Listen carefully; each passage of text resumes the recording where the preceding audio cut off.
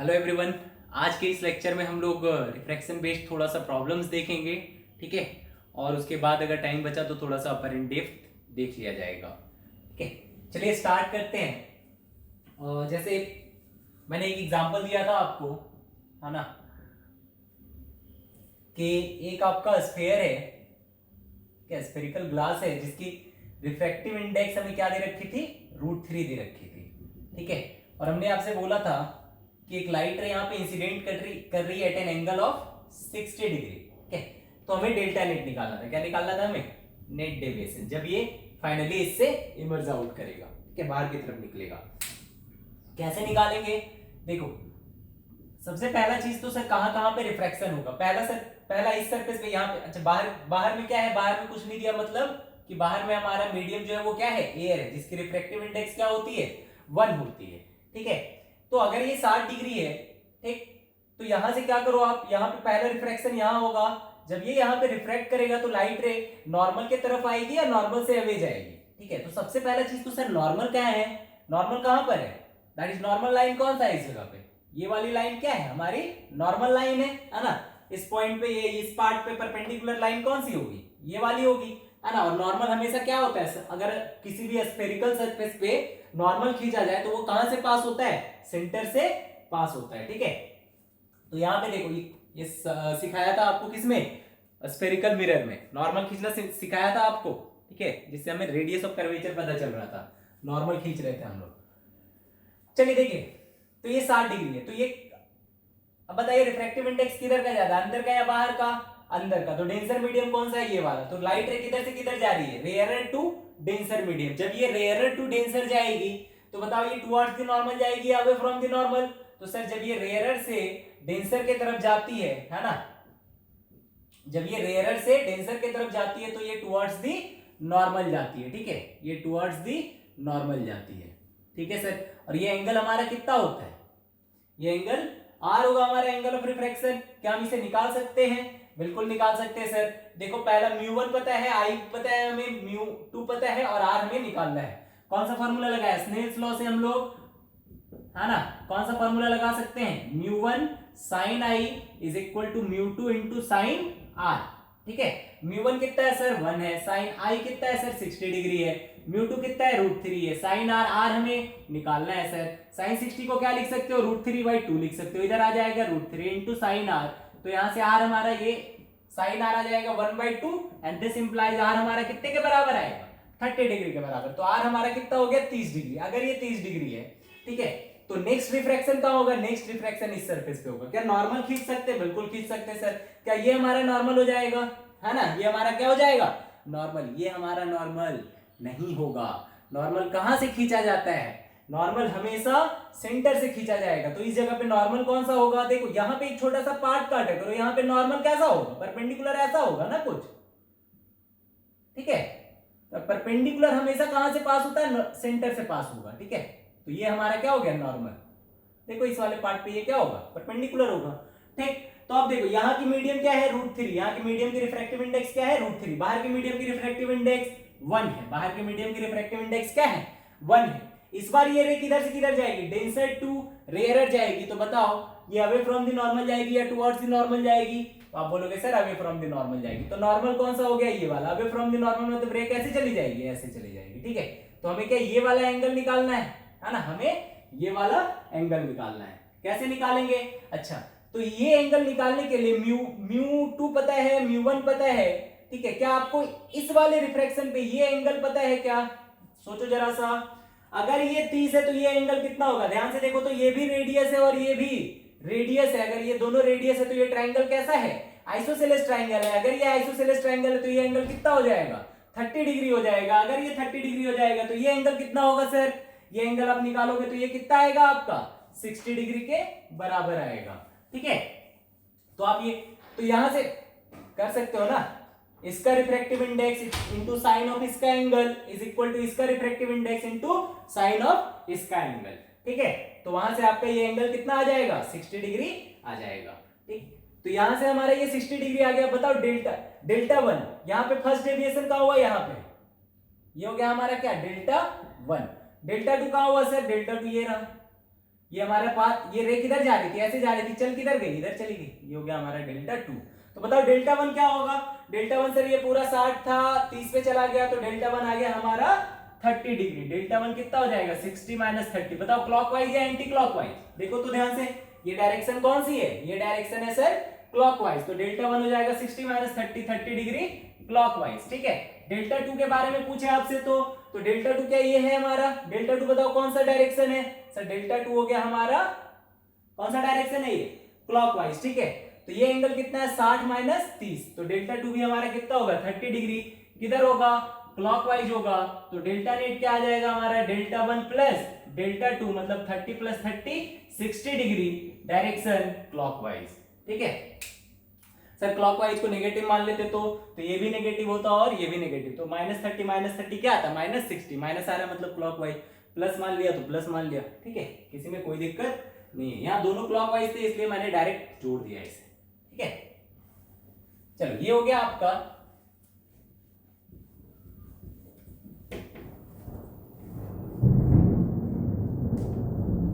मान लो इस बार क्या है, अच्छा देखो कि ये हमारा कोई मीडियम है जिसकी रिफ्रैक्टिव इंडेक्स क्या है, μ1 है। ठीक है, ये हमारा एयर है जिसका रिफ्रैक्टिव इंडेक्स 1 है। ठीक, लाइट रे यहां से आई और जितनी भी मीडियम होती है उन सबकी रिफ्रैक्टिव इंडेक्स क्या होती है, एयर के रिफ्रैक्टिव इंडेक्स से वैक्यूम के रिफ्रैक्टिव इंडेक्स से क्या होगी, हमेशा ज्यादा होगी। ठीक है, तो लाइट रे किधर मुड़ेगी, टुवर्ड्स दी नॉर्मल मुड़ेगी। ठीक, ये हो गया हमारा इंसिडेंट रे, ये हो गया हमारा रिफ्रैक्टेड रे। ठीक है, ये हो गया हमारा एंगल ऑफ इंसिडेंस, ये हो गया हमारा एंगल ऑफ रिफ्रैक्शन। यहाँ की स्पीड मान लो आप क्या है, c है ना, that is speed of light कितनी होती है 3 × 10 टू द पावर 8। ठीक है, और यहाँ की स्पीड क्या मान लो आप v1, यहाँ की स्पीड क्या मान लो आप v1 मान लो। ठीक है, तो देखो हमने क्या पढ़ा है कि μ1/1 क्या होगा, या μ1 इज इक्वल टू क्या लिखते हैं हम लोग, speed of light in vacuum upon speed of light in medium, that is v1 है ना, speed of light in medium 1। ठीक है, अब मान लो एक मीडियम में यहां पे बनाता हूं, ये हमारा एयर है। ठीक है, ये लाइट रे आई और ये लाइट रे इधर चली गई, इसका रिफ्रैक्टिव इंडेक्स μ2 मान लो। ठीक है, यहां पे स्पीड क्या मान लो, v2 मान लो। ठीक, और यहां की स्पीड c, तो यहां पे μ2 क्या लिखोगे आप, μ2/1 इज इक्वल टू लिखोगे c/v2, c/v2 लिखोगे। ठीक है, तो यहां पे देखो क्या हम लिख सकते हैं μ2/μ1, ऐसे लिखो इक्वेशन 1 और ये इक्वेशन 2। ठीक है, इक्वेशन 2 अपॉन इक्वेशन 1, यहां से क्या आएगा हमारे पास, यहां से देखो आएगा, ध्यान से देखो, तो μ2/μ1 इज इक्वल टू क्या आ जाएगा हमारा, बताओ, μ2/μ1 आ जाएगा हमारा v1/v2, क्या आ जाएगा v1/v2। ठीक है, ध्यान से देख, तो μ2/μ1 मतलब क्या हो गया, ये हमारा v1/v2, मतलब जो म्यू होगा हमारा रिफ्रैक्टिव इंडेक्स वो क्या होता है, इनवर्सली प्रोपोर्शनल टू v होता है। ठीक है, म्यू जो होता है हमारा वो क्या होता है, इनवर्सली प्रोपोर्शनल टू v होता है, मतलब रिफ्रैक्टिव इंडेक्स जितना ज्यादा होगा है ना, उसका स्पीड उस मीडियम में उतना कम होगा। ठीक है, मतलब म्यू इंक्रीजेस v डिक्रीजेस। ठीक, अच्छा साथ ही साथ और क्या होता है सर, और अगर म्यू को इंक्रीज करोगे तो ये जो एंगल होगा है ना, that is angle of refraction, ये आर भी क्या करेगा हमारा, डिक्रीज करेगा। जितना ज्यादा रिफ्रैक्टिव इंडेक्स होगा मीडियम का है ना, रिफ्रैक्टेड रे उतना ज्यादा टुवर्ड्स द नॉर्मल मुड़ेगा। ठीक है, और क्या होगा, अगर मैं लेम्डा की बात करूं तो वेवलेंथ, देखो यहां पे मान लो, यहां पे इसकी वेवलेंथ थी लेम्डा, ये मान लो लेम्डा 1 है ना, यहां पे भी इसकी वेवलेंथ थी लेम्डा और इसे मान लो लेम्डा 2। ठीक है, तो देखो यहां पे हम लोग सी को यहां से हम लोग लिखते थे ना, ये यहाँ पे फ्रीक्वेंसी मान लो f है और यहाँ पे f1 है, तो फ्रीक्वेंसी तो चेंज नहीं होती, f इज इक्वल टू क्या लिख सकते हो, v1/λ1। ठीक है, यहाँ पे f इज इक्वल टू क्या लिख सकते हो, c/λ। ठीक, तो यहाँ से c को क्या लिख सकते हो आप, लैम्डा इंटू f, और यहाँ से v1 को क्या लिख सकते हो आप, λ1 इंटू f, यहाँ से क्या लिख सकते हो, λ1 इंटू f। ध्यान से देखना क्या बोलना चाह रहे हैं। ठीक है, यहां तक कोई दिक्कत नहीं आप लोगों को, कैसे कैसे लिखा है, f is equal to c/λ लिख सकते हो ना भाई, कल ही बताया था, क्या बताया था सर, कि जो स्पीड ऑफ लाइट होती है c इज इक्वल टू वो क्या होती है f इंटू लेमडा होती है ना, या लेमडा बाई टी वाला f into lambda, f is equal to c by lambda. Frequency change नहीं करती, तो यहां से देखो c को आप क्या लिख सकते हो, आप c को सर हम लिख सकते हैं लेमडा इंटू एफ, है ना, और v1 को क्या लिख सकते हो लेमडा 1 इंटू एफ, तो यहां से क्या आ जाएगा लेमडा अपॉन लेमडा 1। ठीक है, उसी तरीके से म्यू2 को क्या लिख सकते हैं हम लोग लेमडा अपॉन लेमडा 2। ठीक है, तो म्यू2 बाय म्यू1 अगर जब हम डिवाइड करेंगे तो ये किसके बराबर आएगा, ये आएगा हमारा, ये आएगा किसके बराबर, v1 बाय v2 के बराबर आएगा, साथ ही साथ लेमडा 1 बाय लेमडा 2 के बराबर भी आएगा। ठीक है, तो यहां से mu inversely proportional to v है और mu inversely proportional to lambda भी है, mu inversely proportional to lambda भी है। तो म्यू इंक्रीज करेगा तो स्पीड घटेगा, एंगल ऑफ रिफ्रैक्शन भी घटेगा और साथ ही साथ वेवलेंथ भी घटेगा। ठीक है, तो ये सारी चीजें आपको याद होनी चाहिए। ठीक, चलिए देखें अब थोड़ा सा आगे बढ़ते। सर क्यों ये सब क्यों बता रहे हो? ठीक है, मैक्सिमम चीजें हो सकती है आपको क्या हो पता हो, ठीक है, बट हर बच्चे को जरूरी नहीं है पता होगा, इसलिए छोटी छोटी चीजें बता देनी ही सही रहती है। चलिए देखिए, अब मान लो कि यहां कोई मीडियम, या इसे मान लो आप एयर है, ठीक है, ये हमारा वाटर है जिसका रिफ्रैक्टिव इंडेक्स कितना दे रखा है 4/3 है, एयर है जिसका रिफ्रैक्टिव इंडेक्स कितना है 1 है। ठीक है, इसमें जो रे आ रही है, ठीक है, उसकी स्पीड कितनी होती है c है। ठीक है, जब रे यहां से रिफ्रैक्ट कर जाएगी, जब रे यहां से रिफ्रैक्ट कर जाएगी तो बताओ यहां की स्पीड कितनी होगी। ठीक है, बता सकते हो क्या यहां की स्पीड कितनी होगी? कैसे निकालेंगे सर? क्या करना है, mu is equal to C by V, या फिर mu by 1, mu inversely proportional to क्या है v है, तो म्यू बाई 1 मतलब म्यू का v नीचे और 1 किसका एयर का, तो एयर का वेलोसिटी ऊपर। ठीक है, तो यहां से क्या आ जाएगा आपका mu by 1 is equal to C by V, तो म्यू कितना है 4/3 है, इज इक्वल टू सी कितना है, सी के बराबर ही रखो। ठीक है, अपॉन v, तो बताओ v कितना आ गया, v आ जाएगा हमारा 3/4 इंटू सी, और c की वैल्यू आप पुट कर दोगे तो 3/4 into 3 into 10 to the power 8 metre पर सेकेंड। बताओ तो ये c से ज्यादा आ रहा है कम आ रहा है? ऑफ कोर्स कम आएगा सर, सबसे ज्यादा स्पीड ऑफ लाइट किसमें होती है, एयर में होती है। ठीक है, चलो और देखो, मान लो अगर मेरे पास इस बार ऊपर एयर ना हो करके कोई दूसरी मीडियम हो, ठीक है, इस बार कोई दूसरी मीडियम हो, मान लो ये हमारा म्यू1 है, म्यू1 की रिफ्रैक्टिव इंडेक्स क्या ले ले हम, मान लो ये हमारा वाटर है, ठीक है, ऊपर क्या है, या ऊपर ग्लास रख लो, ठीक है, ऊपर ग्लास है जिसका रिफ्रैक्टिव इंडेक्स क्या है 3/2 है। ठीक है, और ये हमारा कितना है, ये हमारा वाटर है जिसका रिफ्रैक्टिव इंडेक्स कितना दे रखा है 4/3 दे रखा है। ठीक है,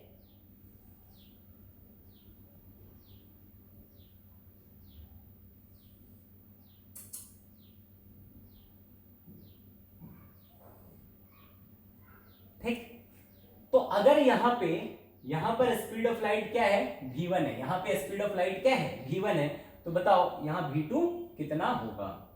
ठीक है, ये v2 कितना होगा, अगर यहां v1 है तो यहां पे v2 कितना होगा बता सकते हो आप। म्यू क्या है, इनवर्सली प्रोपोर्शनल टू v है, ये हो गया म्यू1, ये हो गया हमारा म्यू2, तो बताओ तो म्यू2 बाई म्यू1 क्या लिखेंगे सर, म्यू2 बाई जो म्यू1 लिखेंगे। ठीक है, म्यू क्या होगा हमारा, म्यू क्या है हमारा इनवर्सली प्रोपोर्शनल टू v है। ठीक है, मतलब म्यू2 बाई म्यू1 इज इक्वल टू क्या आएगा, v1 बाई v2 आएगा। ठीक है, म्यू2 बाई म्यू1 क्या आ जाएगा, v1 बाई v2। कैसे निकाला है, पिछले बार वाले में दिखाया। ठीक है, एक बार इसका निकाला, एक बार इसका निकाला, फिर दोनों मीडियम का कर ले तो उसका स्पीड क्या हो जाता है, डिवाइड हो जाता है इनवर्सली प्रोपोर्शनल। ठीक है, अब देखो म्यू2 पता है हमको, हाँ सर म्यू2 पता है कितना है 4/3, म्यू1 पता है सर, म्यू1 भी पता है, v1 क्या है, v1 गिवन है, v1 क्या है गिवन है। ठीक है, v1 क्या है हमारे पास गिवन है, तो बताओ v2 हमारा कितना होगा in terms of v1, in terms of v1। ठीक है, तो v2 निकालना है इस बार, तो v2 is equal to mu one by mu two into v1, तो म्यू1 कितना है सर 3/2 है, म्यू1 कितना है 3/2 है, म्यू2 कितना है 4/3 है। ठीक है, तो आंसर कितना हो गया 9/8 v1, 9/8 v1। ठीक है, तो ये हो गया हम लोगों का answer in terms of v1। ठीक, अच्छा ये v1 कितनी स्पीड होगी बता सकते हो क्या? ये V1 कितनी स्पीड होगी? ये V1 सोचो आया कब होगा? ये लाइट रे क्या ग्लास में है, तो ग्लास में लाइट रे की स्पीड हम निकाल सकते हैं क्या? सोचो तो क्या करें हम, देख एयर में हमें लाइट रे की स्पीड पता होती है, कितनी होती है सर? वो हमारी c होती है। कितनी होती है? c होती है। तो अगर यहाँ μ1 है, यहाँ म्यू हमारा कितना है? 3/2 है, तो यहाँ पे लाइट रे की स्पीड कितनी होगी? इसे मान लो V1, ठीक है, तो यहाँ पे लाइट रे की स्पीड कितनी हो जाएगी? तो V1 आप क्या लिखोगे सर? फिर से लिखेंगे μ2/μ1 इज इक्वल टू V1/V2, ठीक है। तो यहाँ पे μ2 कितना है? 3/2 है। μ1 कितना है? 1 है ना। V1 कितना है सर? तो यहाँ पे तो V1 ये हो गया ना, ये हो गया हमारा V2, ठीक है। तो V1/V2 मतलब कि V1 कौन है हमारा? ऊपर वाला C, और नीचे क्या हो गया? V1, ठीक है। V2 क्या हो गया यहाँ पे हमारा? V1 हो गया। तो ये आंसर कितना आ जाएगा? C/V1। तो यहाँ से V1 कितना आ गया? ध्यान से देख, तो ये आ जाएगा 2/3C। कितना आ जाएगा? 2/3C, ठीक है। अब ध्यान से सोच, तो अगर हम C को यहाँ पे, यहाँ को V1 को यहाँ पे पुट कर दे तो V2 हमारा कितना आ जाएगा? V2 आ जाएगा सर 9/8 इंटू 2/3C। 3 तिया 9 और 2 चौके 8। ये कितना आ गया? 3/4C, ठीक है। ये कितना आ गया? 3/4C। क्या कुछ सीखा तुमने यहाँ पे? यहाँ पे कुछ तुम सीखे? सोच, जब लाइट रे एयर से वाटर में आई, जब लाइट रे एयर से वाटर में आई, तो वाटर में स्पीड कितनी थी लाइट रे की? ये थी 3/4C। जब लाइट रे ग्लास से वाटर में आई, जब लाइट रे ग्लास से वाटर में आई, तब भी velocity of light in water कितनी है? 3/4C।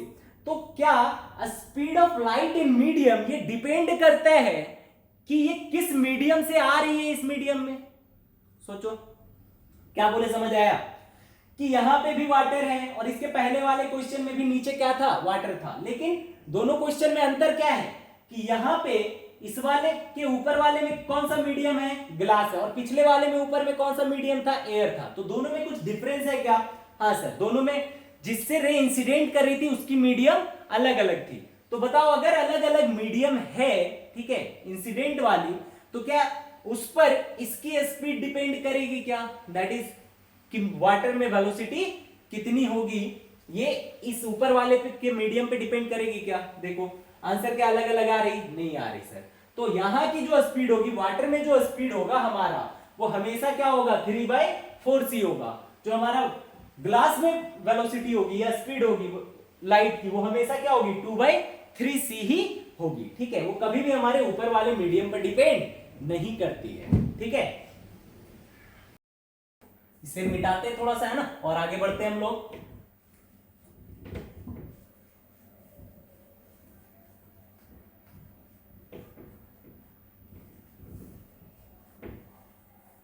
ठीक, चलिए देखिए, मान लीजिए इस बार आपके पास क्या है? एक समुद्र है, ठीक है, एक नदी मान लो बड़ी वाली, ये क्या है? नदी है बड़ी वाली, और यहां पे आप क्या कर रहे हो? आपके पास, है ना, वो पानी वाला जहाज है, नाव जैसा बना दे रहे हैं, जहाज तो बनेगा नहीं, ठीक है। और यहाँ पे आपके पास क्या है? एक सर्च लाइट है, ठीक है, जिससे रेज निकल रही है, ठीक। और यहाँ पे आपका क्या है? ऑब्जेक्ट गिरा हुआ है। यहाँ पर आपका क्या है? ये ऑब्जेक्ट गिरा हुआ है जिसे आप खोज रहे हो, ठीक है। तो ये लाइट रे क्या, जब ये यहां पे आई, ठीक है, ठीक, इसे थोड़ा सा और ऊपर बनाओ, है ना, ये जहाज को, ठीक है, ये आपकी सर्च लाइट है, ठीक। यहां से लाइट रे निकली, ठीक है, क्या होगी? रिफ्रैक्ट करेगी। ये तो आपका एयर है, ये आपका क्या है? एयर है, और ये आपका वाटर है जिसका म्यू क्या है? 4/3 है, ठीक। ये लाइट रे आपकी निकली और यहाँ पे ये आकर के इसे हिट की, ठीक है। ये लाइट रे रिफ्लेक्ट होने के बाद इसको यहाँ पर हिट की, ठीक है। तो हमसे पूछा गया कि ये कौन से एंगल ऑफ इंसिडेंस पे इंसिडेंट हुई, ठीक है, कि इसे ये दैट इज कि इस ऑब्जेक्ट का इसे इंफॉर्मेशन मिला, ठीक है। दैट इज ये हमें आई निकालनी है। क्या आप निकाल सकते हो ये एंगल ऑफ इंसिडेंस? अगर आपको क्या दे रखा है कि ये जो डेप्थ है, ये डेप्थ 40 मीटर है, और यहां से इसकी दूरी भी कितनी है? 40 मीटर है। यहां से इसकी दूरी भी कितनी है? 40 मीटर है, ठीक है, तो हमें क्या पता करना है कि ये एंगल ऑफ इंसिडेंस हमारा कितना होगा।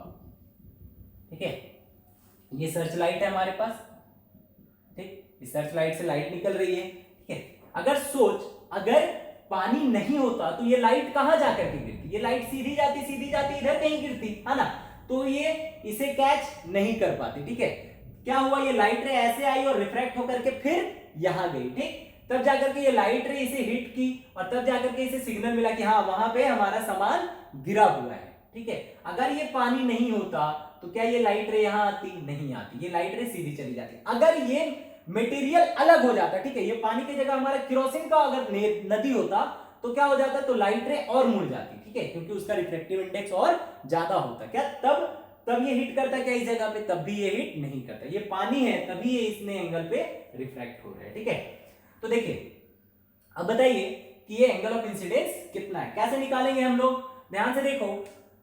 क्या हमें μ1 पता है, हाँ सर μ1 हमें पता है, कितना है 1 है। क्या हमें μ2 पता है, हाँ सर μ2 पता है। I पता है, नहीं सर I तो हमें निकालना है। R पता है, देखो μ1 into sine i, μ1 into sine i is equal to μ2 into sine R, μ2 into sine R। कोई भी तीन चीजें हमें पता होना चाहिए तभी हम चौथा चीज को निकाल सकते हैं। μ1 पता है, μ2 पता है, I नहीं पता, R के बारे में सोचो, क्या यही हमारा एंगल ऑफ रिफ्रैक्शन है, हाँ सर यही हमारा एंगल ऑफ रिफ्रैक्शन है।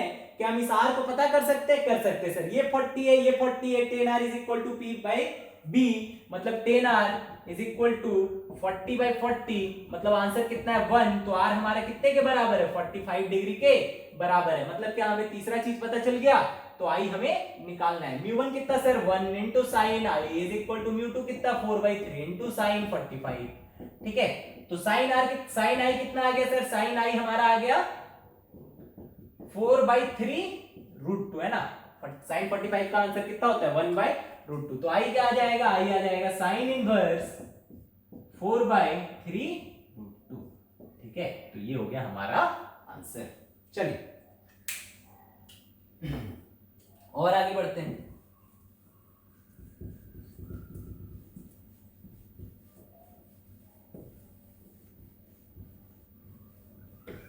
मान लो इस बार क्या है आपके पास, इस बार आपके पास एक सिलिंड्रिकल गैलन है। ठीक है,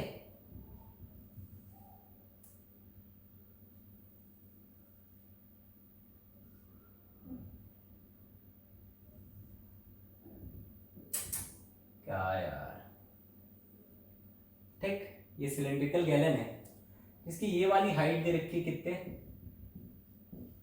30 मीटर, और ये वाली हाइट, ये वाली दैट इज डायमीटर कितनी दे रखी है, ये भी दे रखी है हमें 30 मीटर।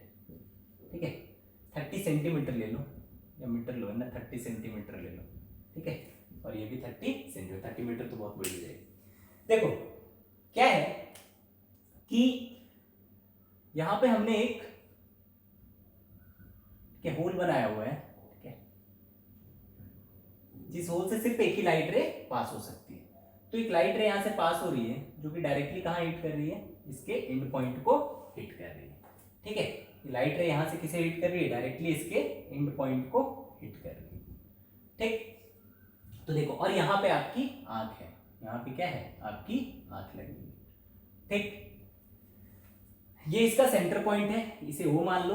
ठीक है, हमें क्या बोला गया है कि ये लाइट रे, ये जो आदमी है ये यहां से देखता है तो इसे क्या दिखाई देता है, ये पॉइंट दिखाई देता है ना, इसे ये वाली पॉइंट दिखाई देती है, इसे कुछ पॉइंट मान लो ये। ठीक है, बोला गया कि भाई साहब आपको इतना पानी डालना है, आपको इतना पानी डालना है, ठीक है, कि इसे ये P पॉइंट दिखाई दे, इसे ये P पॉइंट दिखाई दे। ठीक है, जिस P पॉइंट की इससे इसकी दूरी कितनी दे रखी हो, 5 सेंटीमीटर हो, जिस P की इस O से कितनी दूरी हो, 5 सेंटीमीटर हो। ठीक है, तो बताओ कितना हाइट ऑफ वाटर हम डालेंगे कि इसे क्या दिखाई दे, ये P पॉइंट। इस P पॉइंट पे मान लो एक कॉइन है, ठीक है, इस P पॉइंट पे क्या है, एक कॉइन रखा हुआ है। ठीक है, वो कॉइन इसे नजर आना चाहिए। तो सर नजर कब आएगी, जब ये लाइट रे क्या हो, रिफ्रैक्ट होकर के कहां पे आ जाए, P पॉइंट पे आ जाए। ठीक है, तो क्या करेंगे, देखो मान लो अगर मैं क्या करूं, यहां तक पानी भर दूं, ठीक है, तो लाइट रे यहां से रिफ्रैक्ट होगी, ये नॉर्मल टुवर्ड्स नॉर्मल मतलब इस जगह पे आएगी, ठीक है, क्या पी पॉइंट पे पहुंचा, नहीं पहुंचा, ठीक है, तो पानी का लेवल हमें बढ़ाना पड़ेगा, ठीक है, पानी का लेवल हमें बढ़ाना पड़ेगा, बढ़ाया बढ़ाया, ठीक है, तो हमसे पूछा गया find the level of water, ठीक है, जितना में हमें ये कॉइन या इस आदमी को ये कॉइन नजर आने लगे, ठीक है, तो मान लो कि मैं, ठीक है, इतना वाटर भरता हूं, तब इसे क्या होता है, ये कॉइन नजर आता है, ठीक है, अब इसे ये क्या होने लगा, यहां से लाइट रे आई, ये लाइट रे यहां से आई, ठीक है, ये लाइट रे यहां से आई और ये आगे चली जाती है, अगर यहाँ पे वाटर नहीं होता तो वाटर होने के कारण क्या हुआ, यहाँ पे रिफ्रैक्शन हुई और उस रिफ्रैक्शन के कारण ये लाइट रे कहां आ गई, इस कॉइन पे आ गई, तो इस आदमी को क्या हुआ, ये कॉइन नजर आने लगा, ठीक है, तो अब हमसे पूछा गया है कि भाई साहब बताओ ये एच हमारा कितना होगा, ये एच हमारा कितना होगा, height of level of water हमारा कितना होगा, ठीक है, चलो निकाल सकते हो क्या इसे, सोचो थोड़ा सा कैसे निकालेंगे, मान लो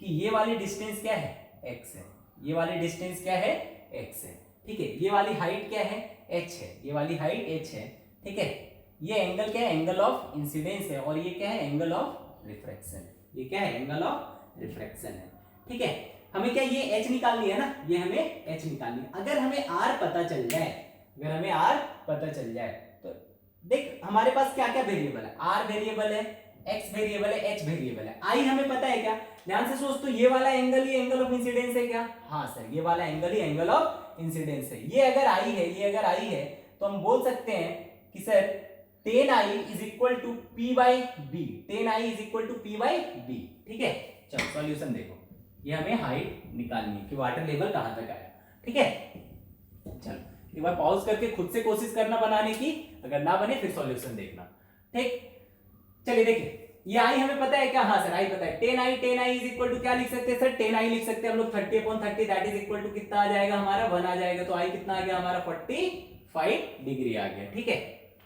सही है सर। अब r को देखो, ध्यान से देखो, तो r को क्या लिख सकते हो,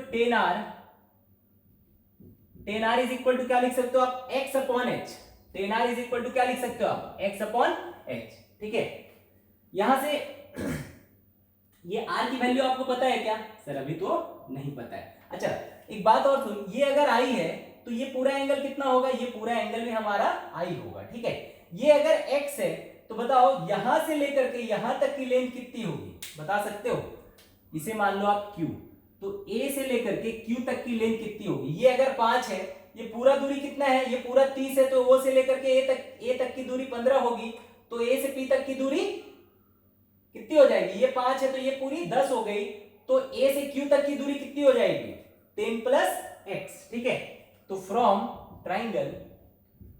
ट्राइंगल देखो, इस पॉइंट को कुछ पॉइंट मान लो, इस पॉइंट को क्या मान लो, x, इस पॉइंट को मान लो x, ठीक है, देखो from triangle AXQ, triangle AXQ, इस ट्राइंगल को अगर देखा जाए तो हम क्या लिख सकते हैं, ये i है तो ये भी i है, तो tan i is equal to क्या लिख सकते हो आप, tan i is equal to लिख सकते हैं sir 10 plus x upon h, है ना, tan i is equal to 10 plus x upon h, tan i किसके बराबर है, 1 के बराबर है, मतलब यहां से क्या आ जाएगा, 10 plus x is equal to h आ जाएगा, ठीक है, ये हो गया हमारा इक्वेशन 1, ठीक, अब देखो अब क्या करें सर, अब देखो यहां से क्या कर सकते हो आप, इसको h को निकालना है आपको, या आपको x नहीं पता है, ठीक है, h भी आपको नहीं पता है, अब क्या करें हम, अब देखो यहां से क्या करो, स्नेल्स लॉ लगाओ, यहां पे क्या लगाओ, स्नेल्स लॉ लगाओ, स्नेल्स लॉ से आपको क्या पता चलेगा, स्नेल्स लॉ से आपको साइन r की वैल्यू मिलेगी, ठीक है, किसके टर्म्स में, h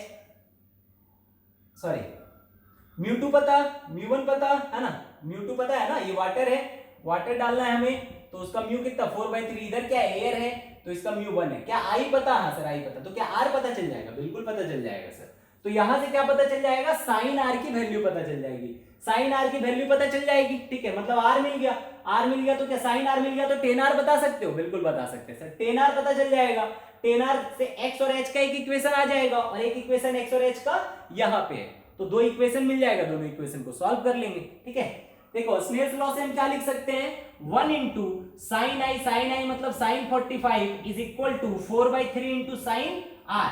ठीक है, is equal to 4/3 into sine R, ये वाली आर हमें निकालनी है। ठीक, चलो देखो साइन आर निकालो, यहां से साइन आर क्या आ जाएगा सर, साइन आर आ जाएगा हमारा साइन 45 1/√2। ठीक है, 3 इधर आएगा 4 इधर आएगा तो 3/4√2, 3/4√2। ठीक है, तो ये हमारा हो गया साइन आर। अब क्या होगा आगे, अब बताओ साइन आर अगर पता चल गया, sine are is equal to sine theta is equal to क्या होता है, p/h। Sine theta is equal to क्या होता है, p/h। अगर साइन आर पता चल गया तो क्या टेन आर पता चल जाएगा, बताओ। इसे किधर लिखे हम, यहीं कहीं लिखते हैं। ठीक है, साइन आर अगर पता चल गया तो टेन आर पता चल जाएगा। क्या टेन आर मतलब इसको क्या लिख सकते हैं, sine theta is equal to p/h, तो tan theta is equal to p/b। p किसके बराबर है, यहाँ पे 3 के बराबर है। b किसके बराबर होगा, under root of h square minus p square. h किसके बराबर, 4√2 के बराबर। p किसके बराबर, 3 के बराबर। तो अंडर रूट ऑफ 4√2 का स्क्वायर मतलब कि 16 और √2 का स्क्वायर 2, 16 दूनी 32, तो 32 माइनस 9 मतलब ये आ जाएगा 3/√23। तो टेन आर आ गया 3/√23। टेन आर किसके बराबर है, x/h के बराबर है। तो x/h है ना, ये नहीं नजर आएगा क्या आपको, टेन आर किसके बराबर है, x/h के बराबर है। तो इस टेन आर को यहां लाके पुट कर दो। टेन आर किसके बराबर आ गया सर, 3/√23, 3/√23। ठीक है, तो यहां से x को क्या लिख सकते हो, 3/√23h। ठीक है, इस x की वैल्यू किसमें पुट करो, यहां पे पुट करो इन टर्म्स ऑफ h। क्या h की वैल्यू आपको पता चल जाएगी, बिल्कुल पता चल जाएगी। ठीक है, इसे मैं थोड़ा सा रब करता हूं। ठीक, इसका सॉल्यूशन देखो, आंसर कितना आएगा आपका। इस x को किसमें पुट कर दे हम, इस वाले इक्वेशन में पुट कर दो, तो क्या आएगा आपके पास, 10 plus 3/√23h is equal to h। तो 10 is equal to h minus 3/√23h। तो h इज इक्वल टू आ गया, इसको यहां पे लाओ, इसको यहां से 10√23/√23 माइनस 3, ये हो जाएगा आपका आंसर, इतना सेंटीमीटर। ठीक है, तो ये हो गया हमारा h। ठीक, एक क्वेश्चन देता हूं मैं आपको, उस क्वेश्चन को आपको खुद से करके लाना है घर से। ठीक है, तो देखो क्वेश्चन कुछ टफ नहीं था, बस यहां पे थोड़ा सा समझना था। क्या समझना था कि जो इक्वेशंस बन रहे हैं उस इक्वेशंस को कैसे सॉल्व किया जाए। ठीक है, वहां पे एक बस x वाला थोड़ा सा फंडा आया होगा, ठीक है, कि x हम लोग कैसे लेंगे। हमेशा आपको ऐसे क्वेश्चंस नहीं दिखेंगे। ठीक है, और जब भी आपको लगे कि भाई ये सिंपली ना सॉल्व हो तो ट्राई करना थोड़ा सा अलग तरीके से करने का। ठीक है, तब आपसे हो सकता है क्वेश्चन सॉल्व हो जाए। देखो इधर, मान लो कि इस बार क्या है आपके पास, वही एक सिलेंडर है। ठीक है,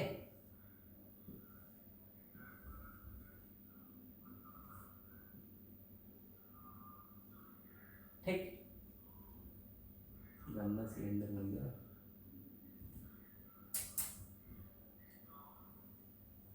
हाँ, ठीक है, ये सिलेंडर है आपके पास, ये हाइट है 3h, ये हाइट कितनी है 3h। यहां पे एक रॉड रखा हुआ है। ठीक है, कितने हाइट की, h हाइट की, और ये जो डायमीटर दे रखी है इसकी, ये डायमीटर हमें दे रखी है 2h। क्या दे रखा है, उसी तरीके का एक पिनहोल बना हुआ है। ठीक है, जिससे लाइट रे पास हो रही है, और क्या देखा जा रहा है,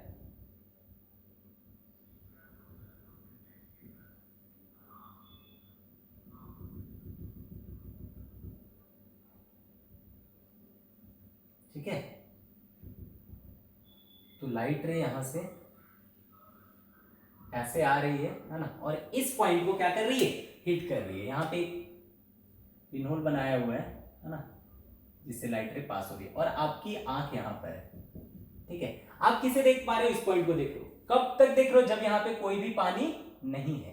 ठीक है, या कोई यहां पे मटेरियल यहां पे कोई नहीं रखा हुआ है। अब हमें क्या दिया है कि अगर मैं क्या करूं कि इस वाले सिलेंडर में 2h तक क्या करूं, वाटर भर दूं। क्या करूं, 2h तक क्या करूं, वाटर भर दूं। ठीक है, वाटर नहीं, सॉरी, 2h तक क्या करूं मैं, यहां पे कोई लिक्विड भर दूं, 2h तक कोई लिक्विड भर दूं। ठीक है, यहां से 2h तक क्या करूं, लिक्विड भर दूं। ठीक है, जब हम 2h तक लिक्विड भरते हैं तो हमें क्या पता चलता है, या इस आदमी को क्या होता है कि इसकी जो नीचे वाले पॉइंट होती है वो इसे दिखाई देने लगता है। ठीक है, ये कब की कंडीशन है, ठीक है, इसे कौन सा पॉइंट दिखाई देने लगता है, इसके नीचे वाले पॉइंट इसे दिखाई देने लगता है। ठीक, ये कब की कंडीशन है, जब यहां पे पूरा लिक्विड भरा हुआ है। तो हमसे पूछा गया है कि उस लिक्विड की रिफ्रैक्टिव इंडेक्स कितनी होगी, बाहर 1 है। ठीक है, हमने क्या किया, जब ये खाली था तो ये लाइट रे कहां पे पड़ रही थी, इस वाले पॉइंट पे, इसे मान लो ए और इसे मान लो बी। ठीक है, तो लाइट रे कहां पड़ रही थी, ए पे। जब हम इस पे 2h तक क्या भर दें, 2h तक पानी को भर दें, सॉरी पानी नहीं, 2h तक किसी लिक्विड को भर दें, ठीक है, तो क्या हो जाता है कि वो जो इस आदमी को ये पॉइंट छोड़ करके कौन सा पॉइंट दिखने लगता है, इसका लास्ट वाला एंड पॉइंट बी पॉइंट दिखाई देने लगता है। ठीक है, मतलब कि लाइट रिफ्रैक्ट होकर के कहां पड़ने लगती है, इस वाले पॉइंट पे पड़ने लगती है। तो हमसे बोला गया है फाइंड म्यू, ठीक है, कि उस वाले लिक्विड की रिफ्रैक्टिव इंडेक्स कितनी होगी।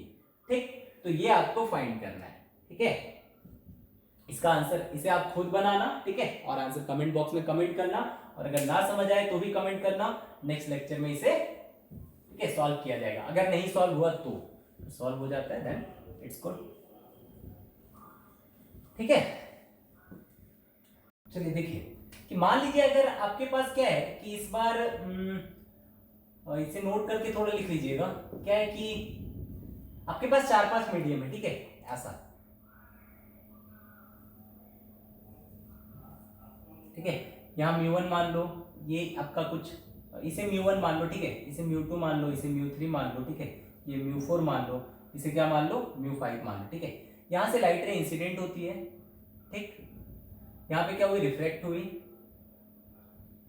ठीक है, फिर अगेन यहाँ पे रिफ्लेक्ट हुई, ठीक है, फिर यहाँ रिफ्लेक्ट हुई, ठीक है, एंड देन यहाँ पे कुछ रिफ्लेक्ट हुई। ठीक, तो सुनो, ये मान लो एंगल क्या है, आई है, इसे मान लो R1, अगर ये R1 है तो ये भी हमारा R1 होगा, इसे क्या मान लो R2 मान लो, ये R2 है तो ये भी हमारा R2 होगा। ठीक है, नजर आ रहा है ना आप लोगों को, ठीक है, ये R2 तो ये भी R2, ये R2, इसे मान लिया हमने R3, ये R3 तो ये भी R3, और ये इसे क्या मान लो आप, R4 मान लो। ठीक है, या ऐसे करो, इसे ऐसे ना मानो, इसे क्या होगा, थोड़ा सा दिक्कत होगा। इसे क्या मानो, यहाँ पे θ1 मानो, इसे θ2 मानो, ये भी θ2, इसे θ3 मानो तो ये भी θ3, ठीक है, इसे θ4 मानो तो ये भी θ4, और इसे ये क्या हो जाएगा हमारा θ5 हो जाएगा। ठीक है, तो यहां से देखो, अगर मेरे से पूछा जाए कि भाई साहब ये μ2 है, ये μ3 है, ये μ4 है, ये μ5 है, अगर हमें μ1 पता है, μ5 पता है, ये θ1 पता है, मुझे θ5 निकालना है, क्या मैं डायरेक्ट θ5 निकाल सकता हूँ? ठीक है, ये बीच वाली कोई मीडियम की रिफ्रैक्टिव इंडेक्स हमें पता नहीं है। ठीक है, μ1 पता है, μ5 पता है, θ1 पता है, θ5 निकालना है, क्या मैं निकाल सकता हूँ? इधर देखो ध्यान से, क्या मैं लिख सकता हूँ μ1 sin θ1 is equal to μ2 sin θ2, है ना, स्नेल्स लॉ से लिख सकता हूँ, है ना यार, μ1 into sine of this angle is equal to μ2 into sine of this angle, है ना, sine r, μ1 into sine are is equal to μ2 into sine r. अब दूसरे वाले के लिए, अब इस वाले मीडियम पे देखो, तो इसके लिए आई क्या हो गया, θ2, और आर क्या हो गया, θ3, तो दूसरे वाले में स्नेल्स लॉ लगाओगे तो क्या आएगा, μ2 into sine θ2 is equal to μ3 into sine θ3। ठीक है, नेक्स्ट वाले में यहां पे लगाओगे तो क्या आएगा, μ3 into sine θ3 is equal to μ4 into sine θ4। Next वाले में क्या आ जाएगा, μ4 into sine θ4 is equal to μ5 into sine θ5। ठीक है, क्या हम यहां से लिख सकते हैं, ये समझ आ रहा है ना कैसे लिखा हुआ, हर एक सेक्शन पे क्या लगाया हमने, दैट इज ये वाले सेक्शन पे लगाया हमने स्नेल्स फार्मूला, फिर यहाँ पे इस वाले पार्ट में ये दोनों मीडियम में लगाया स्नेल्स फार्मूला, फिर यहाँ पे लगाया स्नेल्स फार्मूला, फिर यहाँ पे लगाया स्नेल्स फार्मूला। ठीक है, अब बताओ क्या ये सारे के सारे एक दूसरे से इक्वल है, ध्यान से देख, तो क्या हम लिख सकते हैं μ1 into sine θ1 is equal to μ2 into sine θ2 is equal to μ3 into sine θ3, है ना, is equal to μ4 into sine θ4 and is equal to μ5 into sine θ5। ठीक है, अब सोच μ1 पता, θ1 पता, μ5 पता, θ5 पता, क्या हम निकाल सकते हैं डायरेक्टली? ठीक है, μ1 पता, θ1 पता, μ5 पता, θ5 मुझे निकालना है, क्या निकल जाएगा डायरेक्टली? क्या θ4 भी निकल जाएगा? ठीक है, तो कुछ भी निकालना चाहे हम डायरेक्टली μ1 इंटू साइन θ1 दूसरे वाले का mu into sine of that angle कर देंगे तो डायरेक्ट आंसर हमारा मिल जाएगा। ठीक है, चलो जैसे मान लो मैं एक एग्जांपल लेता हूं आपके सामने, ये हमारा एयर है, ठीक है, और ये एंगल ऑफ इंसिडेंस हमें क्या दे रखा है? 30 डिग्री दे रखा है। ये एंगल ऑफ इंसिडेंस कितना दे रखा है? 30 डिग्री दे रखा है। ठीक है, ये कोई ऑयल है, ठीक है, ऑयल 1, ये है ऑयल 2, ठीक है, जिसका रिफ्रैक्टिव इंडेक्स हमें पता नहीं है। ठीक है, ये हमारा ग्लास है जिसका रिफ्रैक्टिव इंडेक्स कितना है, जिसका म्यू कितना है हमारा 3/2 है, और ये हमारा वाटर है ना, जिसका म्यू हमारा कितना है?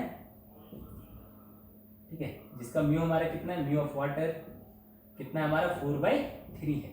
ठीक है, हमसे पूछा गया बताओ भाई θ4 कितना होगा और θ5 कितना होगा, बताओ, आंसर निकाल सकते हो आप θ4 एंड θ5। ठीक है, इसे आप लोग खुद सॉल्व करो, फाइंड, और छोटा सा क्वेश्चन है θ4 एंड θ5।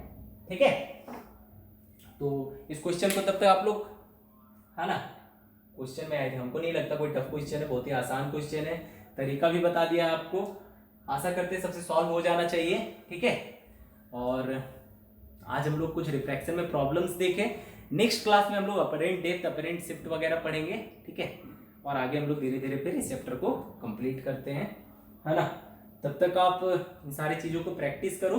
ठीक है, और हो सका तो कुछ डीपीक्यू इसमें प्रोवाइडेड होंगे, शॉर्ट नोट्स की तो इसमें कोई ज़रूरत नहीं है, इसमें आज तो कोई नोट्स लाइक कोई चीज़ें आपको बताई नहीं गई है। ठीक है, पूरा का पूरा न्यूमेरिकल बेस्ड चीज़ें आपको आज पढ़ाई गई है। ठीक, तो तब तक आप इन्हीं सारी चीज़ों को रिवाइज करो। ठीक है, तब तक के लिए all the best, thank you.